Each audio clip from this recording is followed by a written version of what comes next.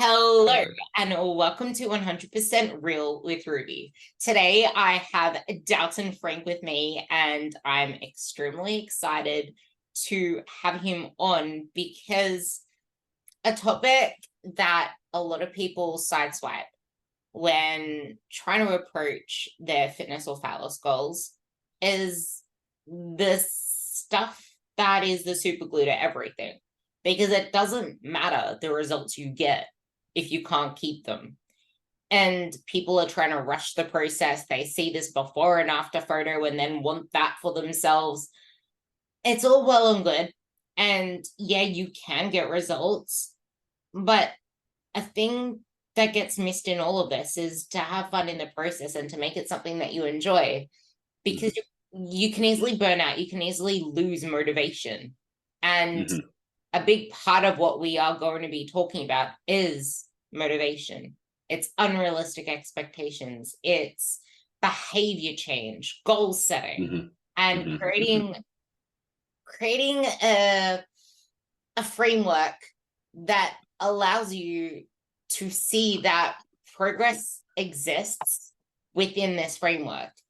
Mhm. Yeah, you can, like, there's kind of like thought, like folks, I don't even know how to pronounce it, FAUX, folks Yeah. progress, and there's real progress. Mhm. So Mhm. with Yeah. that, I'm going to let you introduce yourself and introduce why behavior change is so important and why the first month of working with a coach shouldn't be focused on how much weight you lose or how much, Mhm. like, the extent of results you get. Yeah. Yeah. Sure. Well, thanks for having me on, Ruby. Hey, everyone. I'm Dalton. If anyone here doesn't know who I am, I'll give you a little bit of an insight. I've been doing the fitness and nutrition stuff for about 10 years now. 9 of those years have been online. I've argued everywhere from Facebook to Instagram to Threads now on all these different topics based around nutrition, exercise in a way to help dismiss some of the myths and stuff like that that go around. My big focus used to be on nutrition and training. I used to be one of those bros that would tell everyone eat this diet or follow this training program. And as I've understood and leveled up in my own career, I really have flipped that script and changed my approach to understanding how to get everyone results rather than just specific people that responded to a specific diet or a specific training program. And so, in that leveling up, I did a lot of study around motivation, a lot of study around behavior change, a lot of study around stress management, and tried to figure out things that would make that diet and that training program work a little bit better. And some of the big aspects that most people just gloss over is just like what you were just mentioning there, Ruby, is goal setting, some behavioral change stuff to work on right from the start, and really addressing and changing mindsets to get to somewhere that is a consistent or sustainable approach. And that word sustainable is a really interesting one because a lot of people can do sustainable behaviors, but it doesn't make it a lifestyle. So you could macro track for life, but it doesn't make it something that you want to do kind of for life. And so the idea is that we want to create these things that you fall back to, and so that your baseline habits are things that, regardless of everything else, just help you move towards your goals at a tiny percentage or at a big percentage. We can get there quickly or slowly, but your behaviors consistently help you. And one of the areas that I found so many people really struggled with was losing motivation when they did something like ate off the diet plan or missed a training session or something like that, and they really took a hit to their motivation and found themselves stalling for a while and trying to recover that really quickly, or trying to recover that over time, struggling to figure out what that was. Um, and so, yeah, I kind of figured that out basically when there's a study back in 2011 that came out, which was a sleep study that looked at 5.5 hours versus 8.5 hours of sleep, where these obese patients were dieted down, and some of them had small sleep, and some of them had 8.5 hours sleep, good sleep. And what we noticed was that they lost the same amount of weight. So we could see that the calories in and calories out stuff all worked out, but the percentage of the results that people were getting were totally different. So there was a complete flip. Someone was getting more muscle. The 8.5 hour group retained more muscle and lost more body fat, and the 5.5 hour group lost more muscle and less body fat. And that was really interesting to me because we always think about how training and nutrition are these big drivers towards getting that. And there's something that was upstream before training, before sleep, before nutrition, sorry, that could influence our results. And it was like, oh, that's interesting. I wonder what else could influence our results. And it really came down to understanding that psychology as well really does influence our results, our behaviors, and those habits. And so I started looking for things in and around there to build up skill sets to help out with people around that. Because largely, when everyone jumps on with a coach, most people get really motivated. They're like in a hole, they hate life, they're struggling with something, and they're like at their peak motivation. And obviously that slowly diminishes over time, and I didn't want to see people lose that over time and struggle through things. So I wanted to find out skills to help out that. And the first 4 weeks are so important for that. It's setting the tone, it's helping create the understanding of what that would look like. It's getting clear on what we want when it comes to goals so that we can direct ourselves towards what we should be actioning and behaving like every day. It gives clarity on what things we can avoid or what things we've struggled with.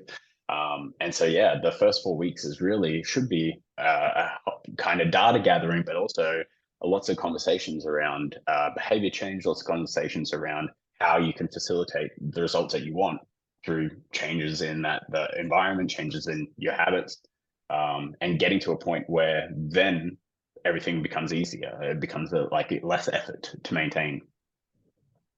With the skill sets, with the behaviors, and with the habits that we want to start to develop, where exactly does identity and our beliefs come into this? And how do you suggest that we go about, I guess, shifting them to a better level and shifting them where we ideally want them to be? Yeah, great question. That's such a great question.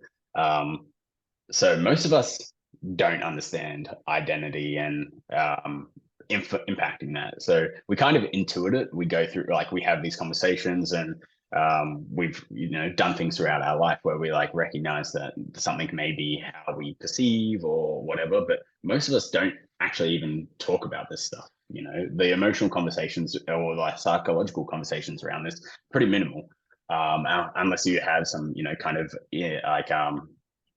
like you've surrounded yourself with some people that do a lot of philosophy or retrospective conversations and stuff like that. In my experience, most of my clients don't do those conversations, and a lot of that is kind of intuit. They've tried to intuit who they are or how to get there. And I find a lot of coaches don't really understand this stuff either. And so they don't really understand how to influence this along the way. What they do is they give meaningless or not related practical recommendations that they've just seen shit passed around on Instagram and Facebook and stuff like that they just parrot to someone else, like kind of like journal or go for a walk, or believe in yourself, or give yourself some affirmations, say this stuff daily. Like all those things are just kind of rubbish examples of how to help someone if you don't understand who that person is, or if they don't understand who they are. So a really big importance is trying to create an awareness around identity and figure out how to pull that apart for people that really don't know. And so what identity is, and where we can use that to get some information around this, is these three aspects of why we do things. And so these are the scientific terms are autonomy, competence, and relatedness. But I'll talk about them in a very, very basic terms. We'll talk about them super simply to keep it easy to understand for everyone here. So instead of getting convoluted, imagine where like our body is a car. Everyone's seen car examples like on Facebook and Instagram, so it's kind of not too far of an analogy to stretch to reach, right? So we need the right fuels. There's a bunch of different fuels that we can use for our body. We need the right nutrients, and so this is how to get a roadmap to building up our own identity, right? So autonomy, I spoke about that before. Autonomy is like you're the driver of the car. So you can decide where you want to go, which roads you take. It's similar to food. You have the power to choose what food you want to eat, what fuel you want to be able to use. And so when you have the freedom to explore those things, that's what gives you autonomy. That's what makes you feel like who you are, right? So that's one of the aspects. The second one is competence. So if you think about driving the car, you don't just start driving a car and ace it. You don't become a Formula One driver or something like that. we all start out unknowing what's going on. It's a big scary world out on the road. We have people driving around crazy. We have people driving by the rules, and we're trying to figure out how we fit into this whole thing. And so we put in the practice, we build it up as a skill set, and over time we develop it. We try and find something that seems a bit challenging around it, and we continue to strive towards that. Now that's really important for ourselves because we want to seek that challenge in lots of areas of our life, things that we enjoy. So, the things that we navigate to naturally are stuff that would provide us just the right amount of that Goldilocks zone level challenge. Something that doesn't seem too far out of reach and something that doesn't seem so boring that it's easy, but it's just right. And so we're looking for some competence there. And the last one is relatedness. So relatedness is like, if we use a car analogy, it's like everyone has a car or everyone's driving around and we feel like a part of a network when we're driving, right? So we can relate to other drivers, we can relate to other human beings, we can relate to other people's experiences. And that's really important because we as humans love communities. We want to share our journey and our experiences and stuff like that with like-minded people. So we need these aspects to help us feel like we understand who we are. And so by knowing autonomy, by knowing confidence, and by knowing relatedness, right? What we want to do, how we want to do it, and the skill set that we have, plus how that can be used in a community or how that's beneficial for ourselves and other people, they're the things that drive us. So when we know that, then we can start to look and explore how that fits in with exercise, how that fits in with food, how that fits in with sleep, how that fits in with stress. And once we've kind of got that understanding, it makes things so much simpler to go, right, this is going to help me move towards my goals because it ticks these boxes. It's like, we're getting to the bare bones here of what we want this to look like. I liked that you brought up, they try to make it like they think it's just gonna be intuitive, and I guess it also fits in with the whole intuitive eating narrative where it's just like, yeah, but the thing is, intuitive eating isn't really intuitive because you intuitively ate yourself to where you are now and you don't really understand how to eat in a way that suits your goals. It's almost like, but you don't yet understand what level 3 looks like if you haven't yet played level 1, level 2, and became the person to then live at level 3. And you can't just like build a mansion without first doing the foundations at the base, because it's just like, I'm just gonna like put all this money into a mansion, and if they say it's gonna take too long to build the foundation, so what? I just want the mansion. You're just putting all that money into it for nothing. And I guess this is the point where it all makes sense in the moment, but when we start to act it out, we want results now. We don't care about all of this stuff. How do you reconcile that and break it down so that there is such a disconnect or unrealistic expectations of what the journey should look like? Totally. I love that question. That's awesome because it really ties into the idea of like how to get to true behavior change. And so goal setting is something that we talk about all the time. People talk about in crazy terms, and they just say like, let's set these goals and go about doing them or whatever. And we just kind of rush through it. And I did it as a PT. I did it as a nutritionist for like years. It's this crazy approach to getting things, rushing through our goals, because it leaves us without understanding like a few things. Some stuff that we could potentially add to goal setting to help it out is stuff like what things have gotten interrupted us before, objections, what obstacles and stuff like that have happened where that threw you off, to be prepared for those. What things we want to be moving towards, so like our ultimate end goal. But there has to be some components before those as well, and some stuff that really helps highlight it. So because we don't really create an attachment to those goals, or it's not as deep as we think it is, we act in congruence with the superficial nature of our goals, right? So an easy example is someone comes to me and says they want to lose 20 kilos, right? And that's a super common goal, weight loss goal, of something like a big target like that.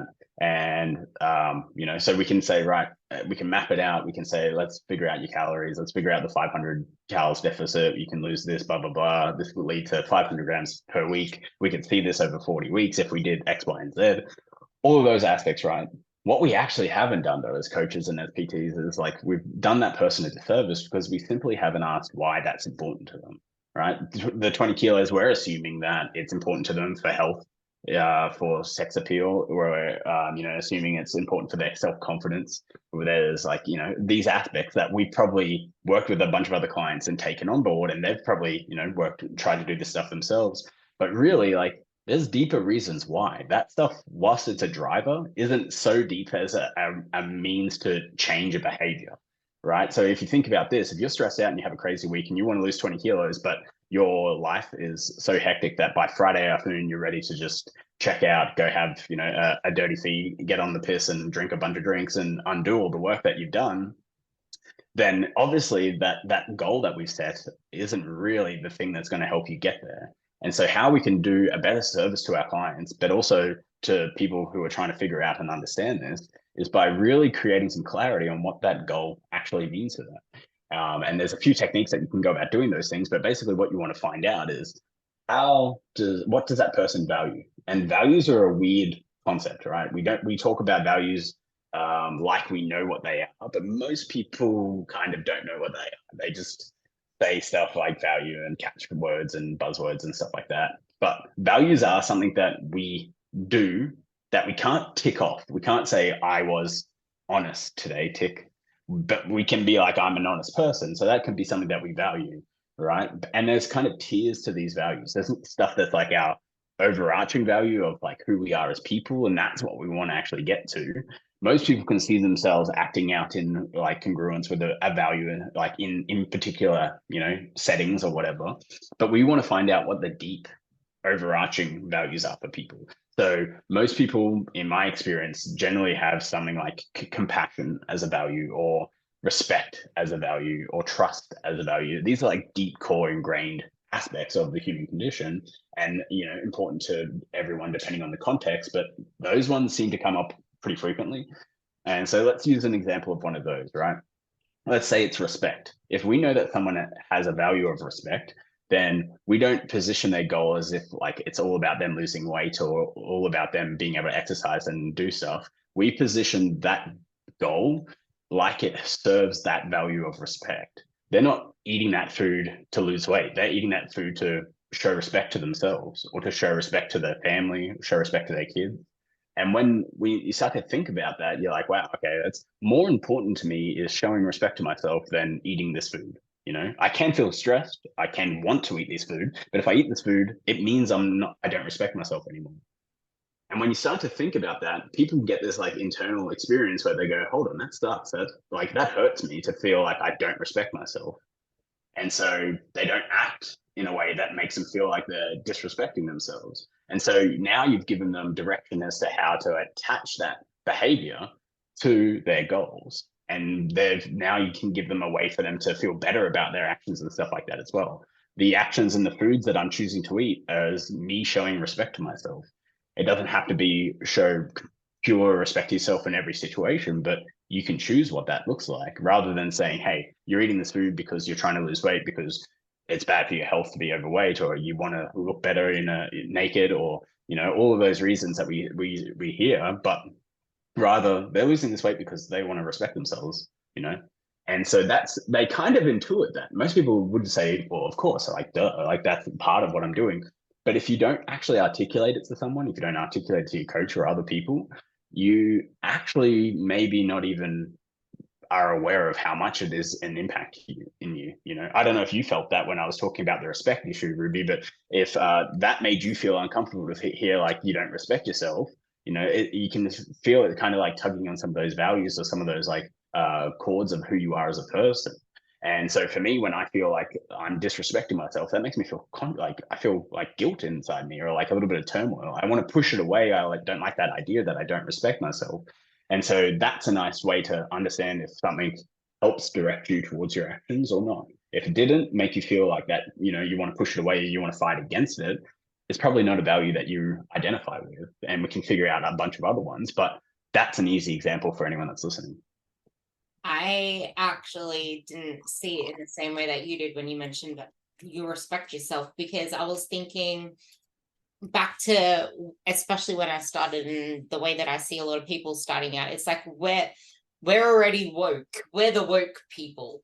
But starting out, a lot of people come from a place of self-hate or wanting to move away from where they are, where they feel like they feel just blur in their skin. They want to change themselves so much that they aren't coming from a place of, I love my body, I want to respect my body, I want to act in that way.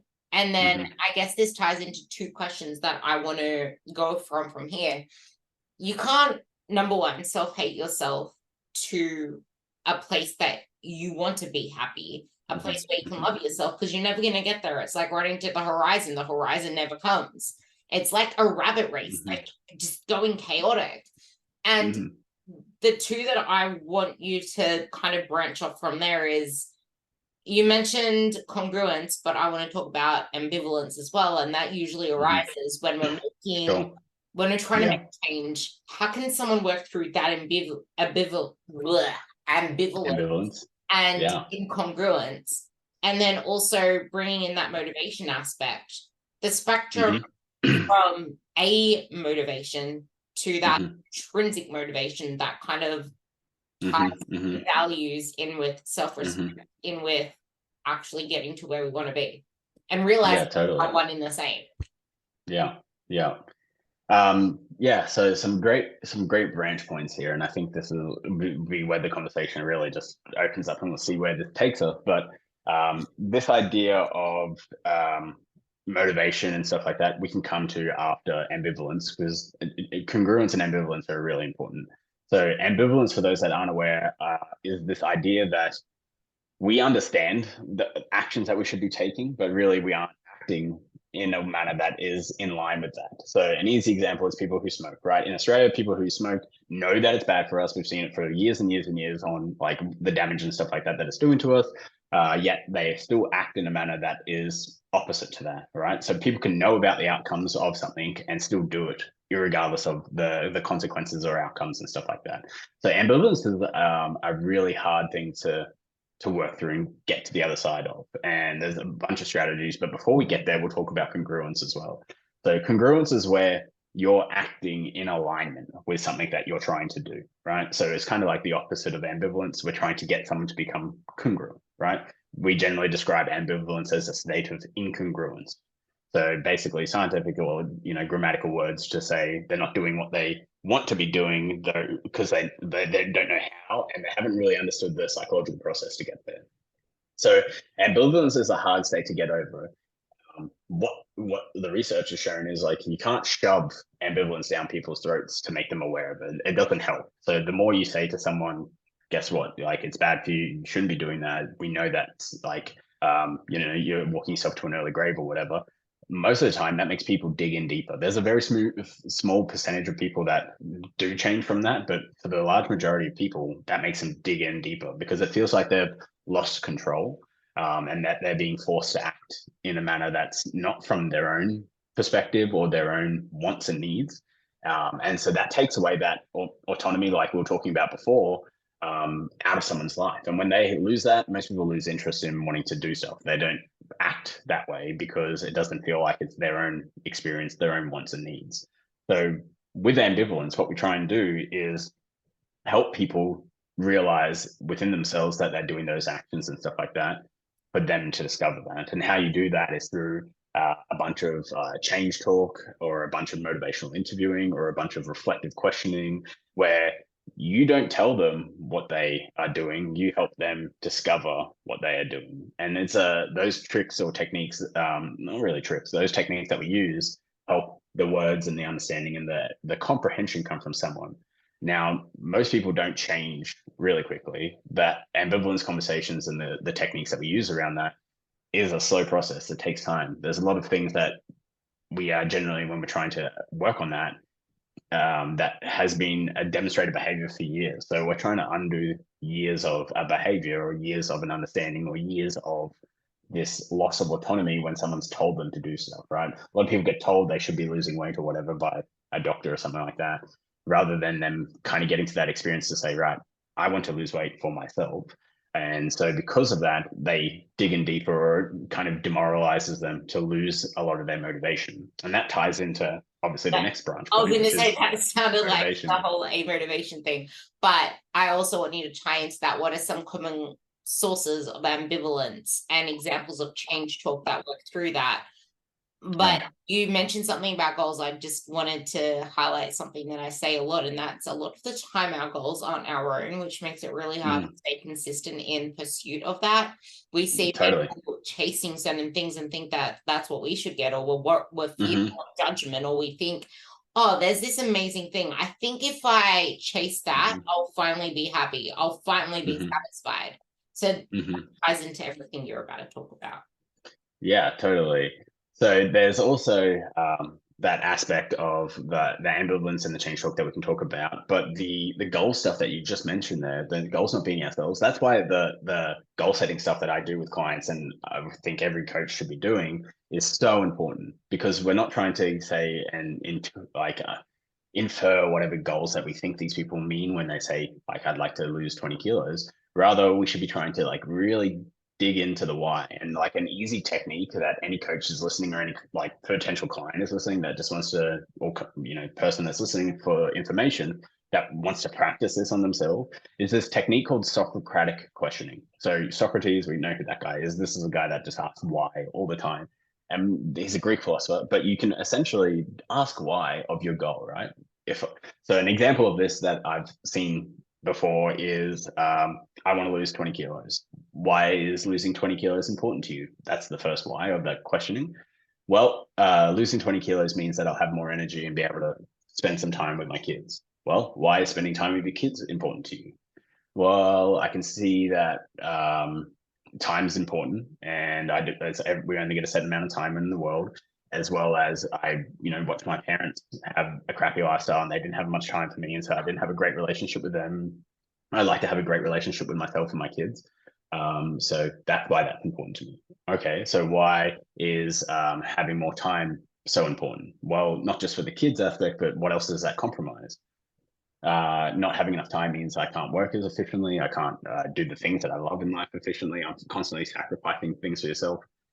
So now we've gotten into layers of this Socratic questioning, where we're only like 3 layers deep. Generally, I like to keep asking into like 5 layers, but this idea is no longer has this 20 kilos become 20 kilos to someone. It's become this time issue, or feeling like they're missing out on life experiences, or feeling like that the things that they've aren't doing is leading them towards an early death, or setting a bad example for the kids. Like, there's so many areas that we can use to say, right, all the stuff that you're doing now isn't to lose weight to feel better or look better naked. It's to spend more time with your kids. Like, that's a powerful motivator. That's something that you're like, fuck, you're right. Like, I should be, I want to do this stuff, because that means literally I'm getting more like time with my kids. Like, compared to I want to lose weight to look good in a bikini or look good naked. Like, yeah, it's a nicer one, but like, it's so artificial or superficial compared to this deeper, real attachment to that goal.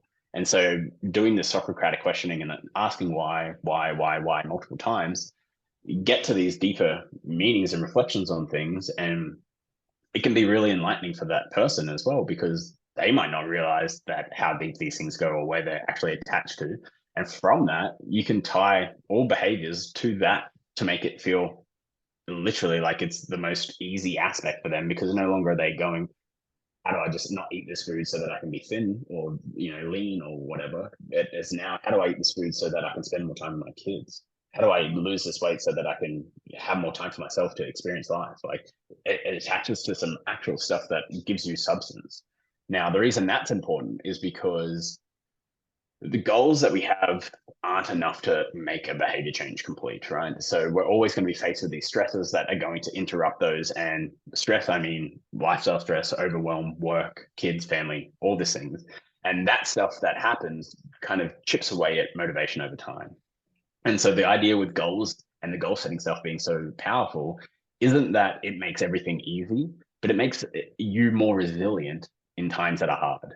So when you lose motivation, or have had a hard week and are overwhelmed and stressed from work, or someone, cutting you off in traffic or something like that, you don't turn around and say, fuck this, I want to go get some food, I want to drink, I want to smoke, I want to gamble, I want to go do drugs or something like that, as a means to just blow off steam and deal with that situation. but rather it's powerful enough for you to go, right, what do I want? I want that food or something like that now. I want to say stuff it, but I also want this. I want to spend more time with my kids. It's just enough to give people a chance to think through that action and go, right, do I actually want to do this or not? It's not going to stop them from having those experiences, never. But it gives people a fighting chance to actually live through that experience and say, right, I don't actually want to act to go get that food or go drink or whatever. It just gives them it interrupts that, and that's powerful enough in that you can pick and choose what you want to do after that. That's what I found has been so important for a lot of clients, because they feel like they just get reactive in situations like that. And so now we've given them a tool for them to like think through if they want to act in that manner, or if they do act in that manner, instead of it being 10 drinks, it could be like a bunch less, 4 drinks, because they've got this understanding. They're like, all right, I still want to blow off steam, but I'm going to have some drinks instead of 10. Like the caloric difference in 10 drinks to 4 drinks is, massive. But like that psychological leveling up that happens from this is insane. Like this is so exponential. It just gets better and better and better over time. And we get such faster results instead of having to constantly figure out how to change someone's meal plan or macros and stuff like that to account for the 10 drinks that they've had, or balance out their training program so that they can undo the drinking that's occurred or the food that's occurred or whatever the case may be. So rather than it being like a kind of cause and effect all the time, we're now getting down to the very definition of interrupting those behaviors and creating new ones on top of it. Yeah, and bringing it back to that why is it important to them? I always have this same conversation when someone wants something, but then it's just like, yeah, but because I want to feel good and I want to be able to wear clothes without feeling like I'm going to get judged or pull it off. And it's realizing as well that body image is never about the body. And I think that's really difficult for people to understand. So I want your take on that one. Yeah, so that's where I'd like to use that questioning to really figure out what it is actually tied to. So rather than it being tied to like how you feel, it could be tied to confidence, it could be tied to self-worth, it could be tied to previous experiences around relationships and how that's been imprinted or patterned onto someone. So they might have just seen that stuff happening and gone, right, this is what I should be doing in my own life, kind of thing. But I generally agree that the body image stuff that I'm faced with isn't about the body at all. It's about something within them. And so using something like that tool is a nice way to tease it out for that person.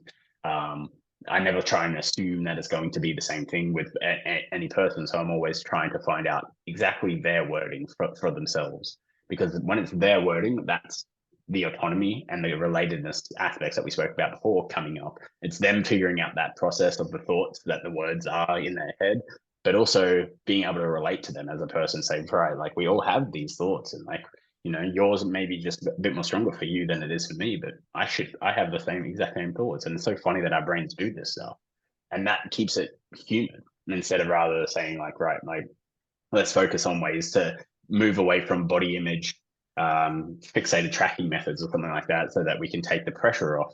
Those thought processes are still going to happen. So for me, my idea is like, right, let's not think of tools that we can use to help out in the moment when those things are happening, but rather think about the conversations that we can be having to like help them work through those processes to get to that point where they recognize that there's some ambivalence there, and get them to work through to change talk. So getting them to stay self-aware to how they want to act as well, and keeping it, respective on their words, as well as then coming out from the change talk into setting up and aligning that with the goals and the values that we spoke about before. How does self-acceptance play a role in this? And also, there's a massive role of self-compassion, but self-compassion is also a yin-yang to discipline. There needs to be both with each other. And a lot of what you're saying goes hand in hand with emotional regulation, because I feel like emotional regulation is the biggest thing that keeps people on their journey, especially when facing obstacles, because we want to be responsive, not reactive. So how can we be more responsive, not reactive? Yeah, so I think coming to that a little bit after the self-acceptance stuff would make a little bit more sense, because I think the self-acceptance stuff underpins this. So for a lot of people, when they hear self-acceptance, they hear complacency. They don't think self-acceptance means what it actually means. So when people are struggling with the behavior and they're like, right, I want to work on, say, not eating chocolate at nighttime or something like that, rather than recognizing that they have that urge to eat chocolate over nighttime because of stress, because of life, because of habit behaviors that they've created before in the past, what they want is to change that and overcome that and to replace that with something better, right? And so if they hear the word self-acceptance around the topic of that, they hear, oh, that means that I'm never going to change, or that means I just have to be complacent and accept that I'm going to keep acting this way. Really, self-acceptance is about recognizing that you are who you are and that's it. Like there is nothing else after that statement. You are who you are and that's it. And most people hear you are who you are and you can't do anything about it, or you shouldn't try and change, or you should just give up or something like that. But really, self-acceptance is none of that.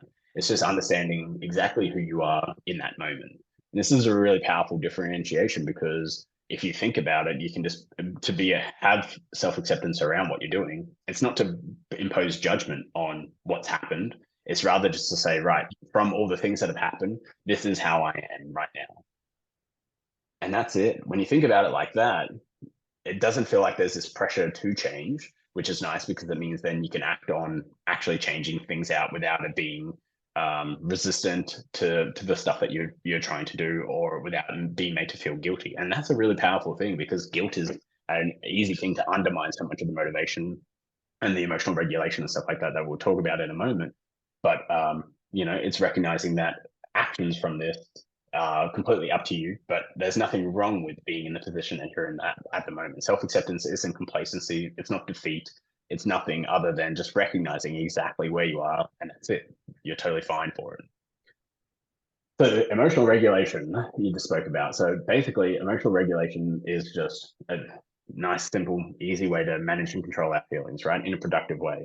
So most people use emotional regulation as an outlet for control.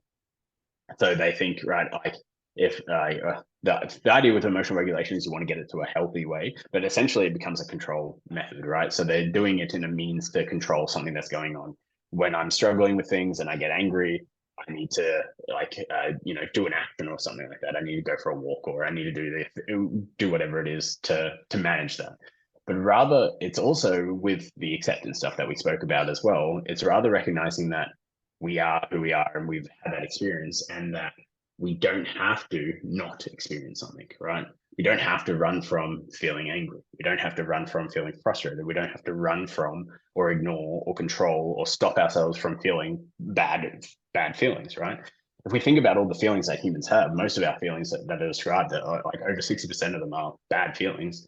And so we can never stop those from happening. We can never say, right, I never want to feel sadness again. Because if we never feel sadness, that means we won't understand what happiness is, because we don't have a happiness like hormone receptor. We have, our brain operates through references. So it can only understand happiness because we understand sadness. Like it's a contrast.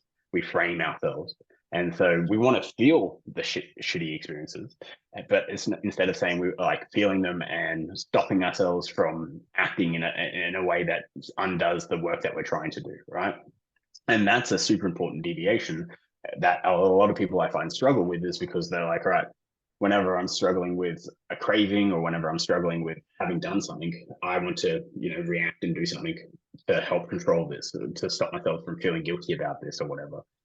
Instead, actual emotional regulation would be understanding it, being aware of it. So, yep, I'm feeling shit, and I know it's because I overate, and it's accepting it. So that self-acceptance that we spoke about before is like, okay, I ate food that made me feel like this, and that's okay. And then it's saying, right, like, what can I do about it? How can I move forward from here, instead of how can I control it and avoid it?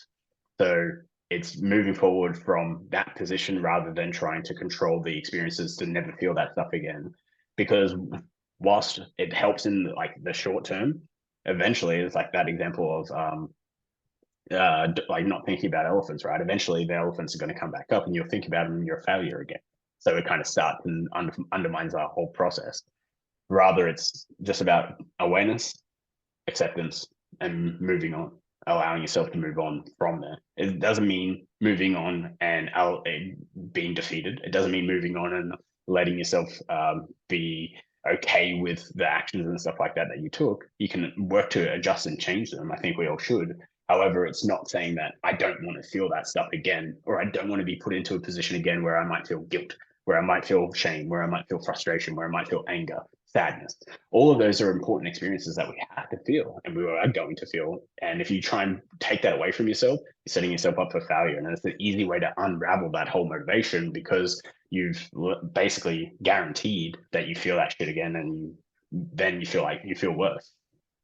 It's almost like, instead of trying to replace the negative thoughts, the thing I love about taking ownership is that it actually gives you empowerment. It gives you back control. Because it's like, yeah, okay, this happened to me. This is where I am now. I got myself to where I am now.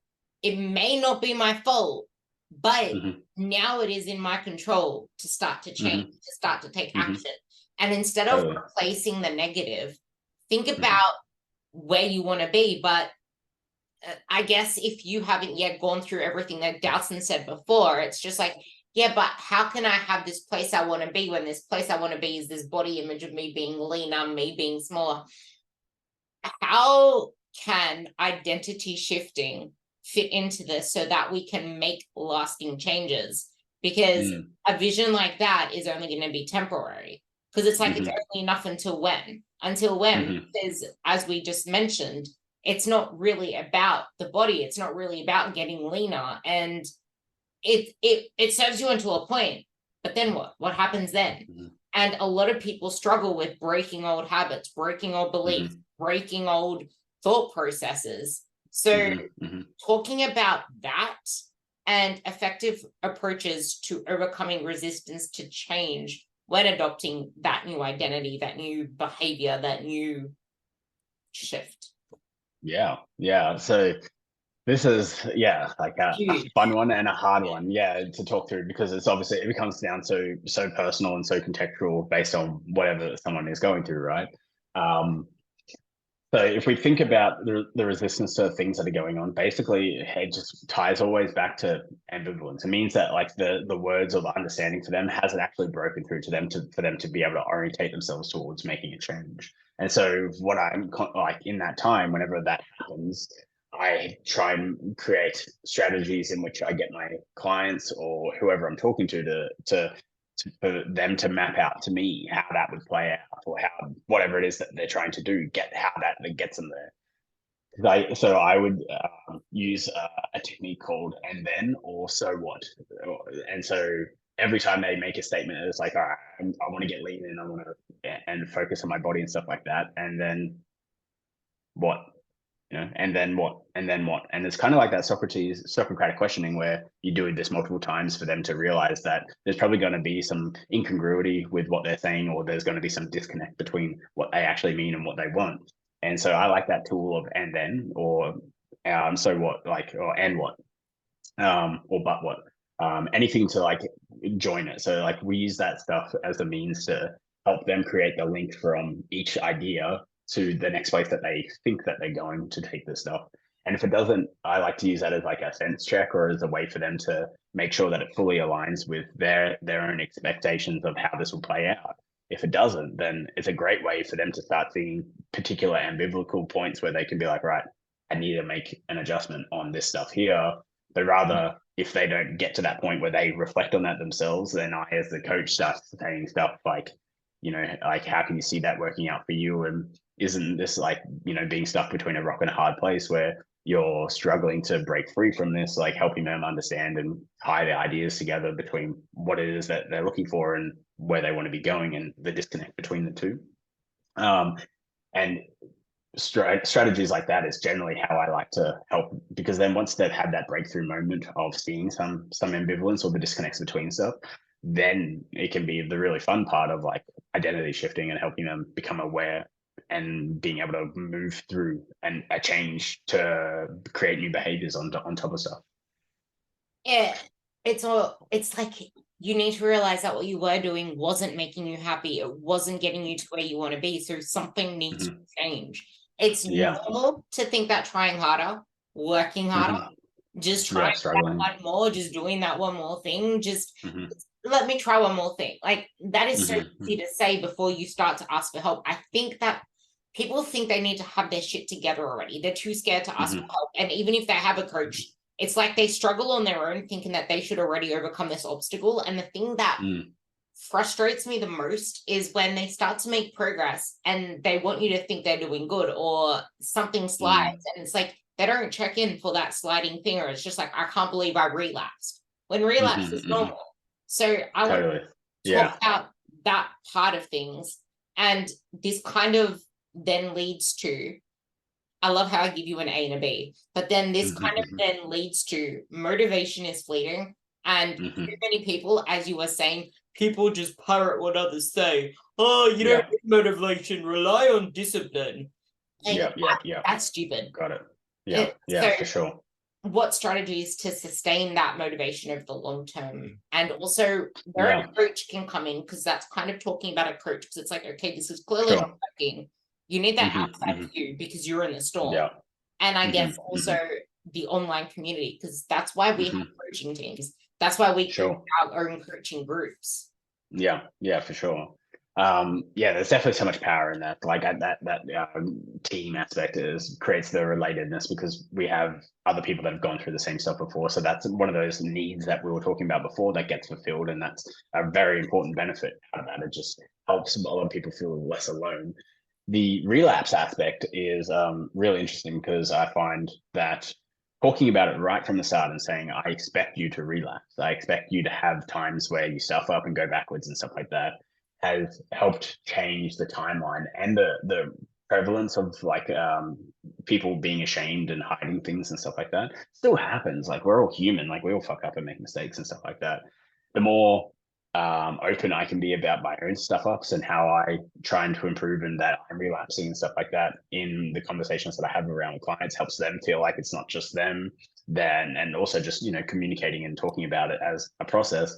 But I also like to introduce the idea that change isn't a straight line; it's a circle. It's like relapse is a part of the process to go back to the start to figure out. We don't go exactly backwards to what like right to the beginning, but rather you go back to the start of what it is that we need to move forward or work on. So it's not like a continuous cycle of just repeating themselves ad nauseum, but rather it's kind of a circle moving forward at all times as well. And so by doing that, having that conversation, being open and honest about it, I tend to find that the prevalence that those things happen and has dropped down. So I find that if that's any tip for any coach out there listening to this is like communicate that from the start, like right from the start. First conversation I have on the phone is like, I expect you this to fail, for you to have fuck ups, for you to make mistakes, and for this to like go forward. The thing that makes this successful for you is that we keep adjusting and trying and overcoming those failures so that you move forward, because the progress is never linear. It's always this like hectic, crazy change that happens slowly over time in spits and spurts. It's never like this smooth sailing, like a linear change that everyone expects. So that has been probably one of the biggest tips and takeaways that I could give out there to any coaches that are listening. For any clients that are listening, just know that, like, I think hearing that you're human and that you make mistakes and that that's okay helps, definitely does help. Um, and so being open and honest about that can help. And asking, like sorry, as a coach, like a technique to get clients to start talking about this stuff is starting them right from the start of talking about when we talk about the objections or obstacles that have gotten in the way, how that has gotten in the way, and then how that made them, relapse or something like that. So setting the tone right from the start and using those examples and trying to pull those things out helps clients be able to talk about it and feel okay about it right from the start, but also um, opens a conversation to see where that has happened before and be prepared for it in the future, and then look for similar aspects to happen in other areas as well. I Then we were talking about, sorry. I was just gonna say, I love that part about being human and understanding that there's relapse. And you'll realize that once you voice where you're struggling, because no one shares their struggles, no one shares a lot of the things that goes on, but you'll be surprised at how many people are going through the same thing. Yeah. Yeah, I've had like a pretty popular like community chat or whatever of a struggle post, like, what are we struggling on this week? What have we failed, and what things have we stuffed up and stuff like that as well. And it's never, as like, one of the things that I encourage is that it's never meant to be in blame talk or anything like that. It's always meant to be just like, this is how it played out, this is how I reacted, and this is what I did. Like, this is what I was, instead of blaming themselves or how they could, be better, it's just saying like, this is what I struggled with. And this is how I'm moving forward. Having stuff like that has made other people see it as well. So like within the group community channel on my app that I use, they have those conversations, but also having that privately on the phone as well is so powerful for them to be able to see, because again, social media is all everyone's highlight reel. No one's saying like, this is a shit that very few people are saying it is a little bit trendier now to see it. You start to see some people making that change, but the large majority of people, you're just seeing them posting their best life, and that's it. You'll have your lowest low after your highest high. And it's not because that low is really low. It's just that when you contrast doing really well with then what happens next, it can feel like post-wedding blues or post-whatever blues. Like yeah. Let's talk more about actually using that community within coaching, because I have my inner circle, you have your group. How can a lot of people don't really use it? They feel ashamed, they feel embarrassed. It's like, this is why it's there. Everyone is within this coaching group to support each other. It's this secret, sacred, safe space. How can using something like that really help with sustaining change and taking people to the next level so they can actualize their goals? Not only that, but realize that they then start to achieve a lot more than they first imagined. Yeah. So again, like with stuff like that, I always tie things back to relatedness and those basic needs that we're talking about right at the start. And so when I'm having that conversation around this, I always try and understand what aspects for them the relatedness mattered the most. So some people might find relating to their family, relating to their friends, relating to their partners or whatever is the thing that drives that. And so I use that understanding of how they relate here to kind of encourage people to make that conversation. So if someone relates to their partner, I say like, if you could tell your partner the things that you struggled with, what would that be? And I like type it out and stuff like that. And then, I'm like, you can, choose to share that with your partner and, help them feel that way, or you can choose to share that with the group. But yeah, I ask them to share it with me just so that we can talk about it.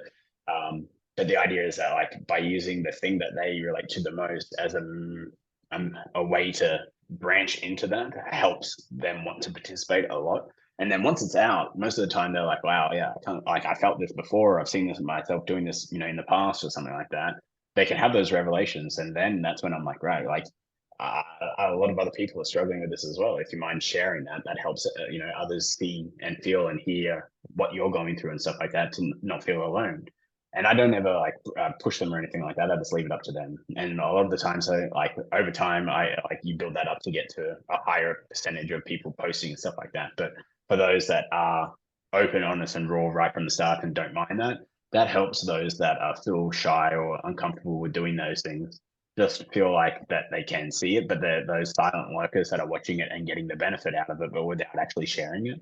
So yeah, it is hard to do that, but always tying things back to relatedness, always trying to find what it is that they relate to the most, tie that into an action for them to work on that behavior, and then leaving it up to them if they'd like to share that with others and stuff in an environment that feels safe and secure for them to do so.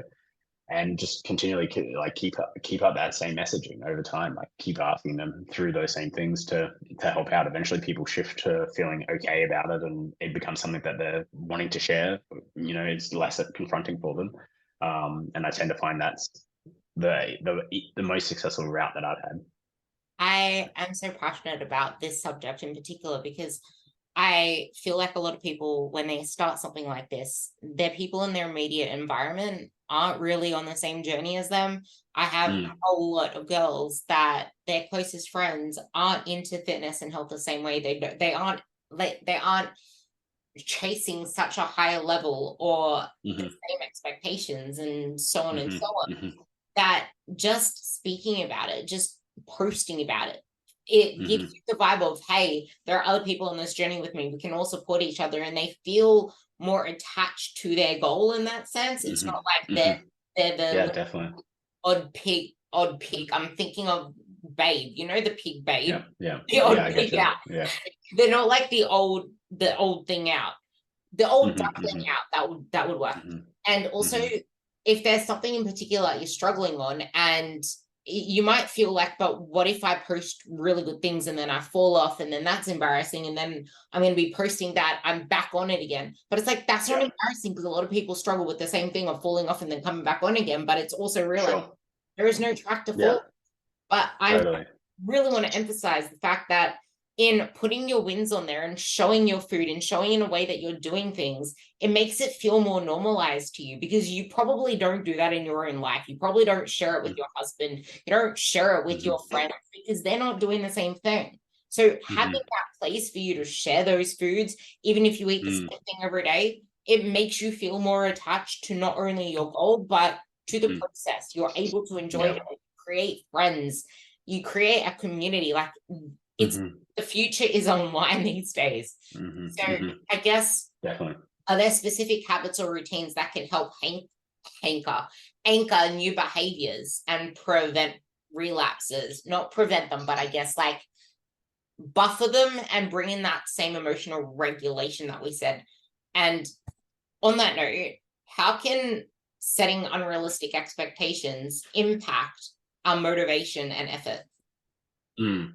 Yeah, so they all kind of really tie into each other. So when like the effort and the effort perceived and the reality of the actions are imbalanced, that's when we get frustrated. And frustration is like the easiest way to talk about this stuff, because most people, when they stop seeing results, or when they like when things don't work out or whatever, that's the first thing that they feel, and that's generally the big reaction that they have to something. And so trying to emotionally regulate that is like, how do I stop myself being frustrated at this so that I act and do X, Y, Z? Or how do I stop myself feeling frustrated and lose this motivation? And really, the crux of it is getting down to that mismatch between the perceived expectation of the effort that you're putting out versus the actual effort of whatever's happening, and getting that back into alignment. And how we can do that is really trying to understand what that viewpoint of that perceived action looks like to them. You know, we could be thinking like posting on the in the community or something like that, or some wins or whatever, is literally just that action. But to them, it could be about the effort in writing it out, the effort in making sure that they come across like, you know, articulate and well informed, or the effort that they come across in um, always getting results, the effort that they're like, you know, expecting out of themselves, the effort that they've seen in previous diets and stuff like that being mismatched to what's going on here. So they might be comparing, contrasting what they've done, you know, 20 years ago, 10 years ago, 5 years ago, a year ago, to what's going on now, and saying, right, nothing's working, my body's not working, all these things. So for us, it's just post on here because sharing helps you out, and that's it. It's the end kind of like, you know, the request of something is, you know, down here, but for them, is there's so many things that are attaching behind it. And so really it's just about recovering that and finding ways to help them understand what that mismatch is, where they're coming from.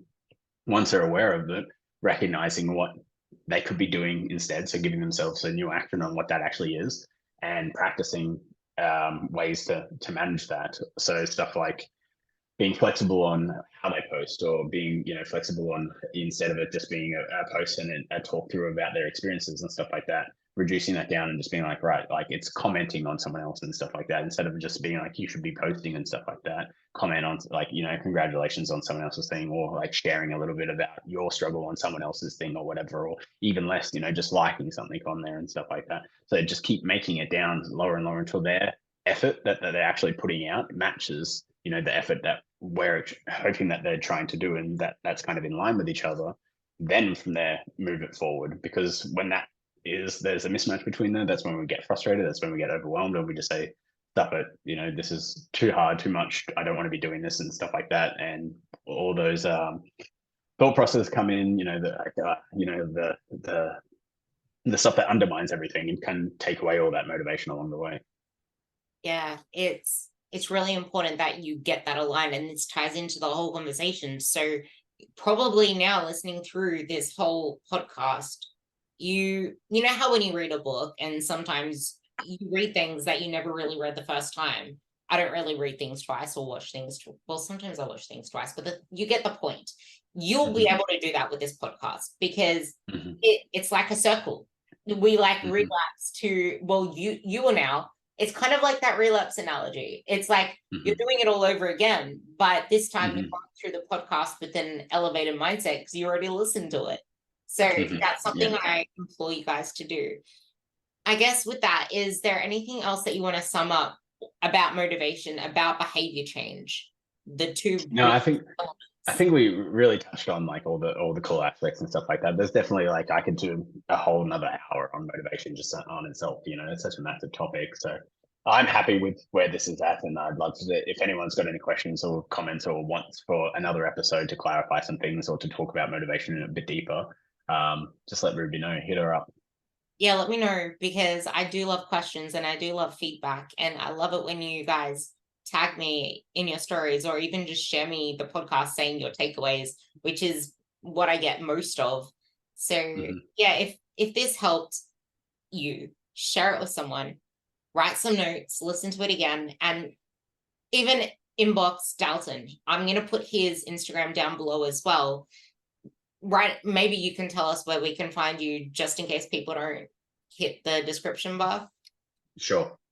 So my Instagram would just be at @DaltonFrank_coaching. So DALTONFRANKE_coaching. That's where you'll find me on Insta. Super easy. Just send me a message. Perfect. And with that, you guys will hear me on the next episode. Thank you for listening. Don't forget to give this a 5-star rating. You don't need to review it if you don't have the time, but that would also be awesome. But give it a rating and hopefully we can spread the word. Yeah, Bye. love it. Thanks. Bye.